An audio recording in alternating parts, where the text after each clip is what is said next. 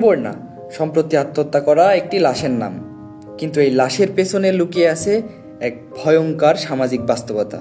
View like আর viral হওয়ার নেশা একসময় মানুষকে এমন জায়গা নিয়ে যায় যেখানে জীবনের মূল্যটাও হারিয়ে যায়। সুবর্ণা সামাজিক মাধ্যমে বিতর্কিত ভিডিও আর অশ্লীল কন্টেন্ট প্রকাশ করে খুব দ্রুত পরিচিতি পেয়েছিল।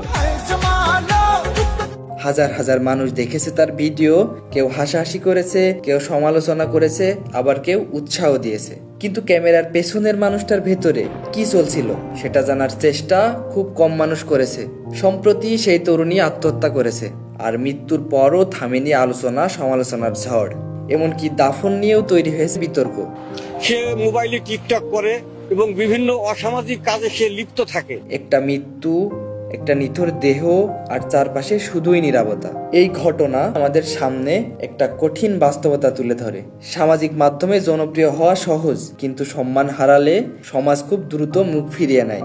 আর যারা ভাইরাল হওয়ার দৌড়ে নিজের সম্মান, পরিবার আর ভবিষ্যৎকে ঝুঁকির মধ্যে ফেলছেন, তাদের জন্য এই ঘটনা একটি সতর্কবার্তা। কারণ মৃত্যু একজন মানুষের শেষ নয়, মৃত্যুর পর মানুষ আপনাকে কিভাবে স্মরণ করবে সেটাও জীবনের সবচেয়ে বড় হিসাব। সামাজিক মাধ্যম হতে পারে শিক্ষা, সচেতনতা আর প্রতিভা প্রকাশের জায়গা, কিন্তু ভুল পথে ব্যবহার করলে সেটাই জীবন অন্ধকারের কারণ হয়ে দাঁড়াতে পারে। তাই সময় থাকতে সচেতন হন। কয়েক সেকেন্ডের ভাইরাল হওয়ার জন্য নিজের সম্মান, পরিবার আর ভবিষ্যৎকে ধ্বংস করবেন না।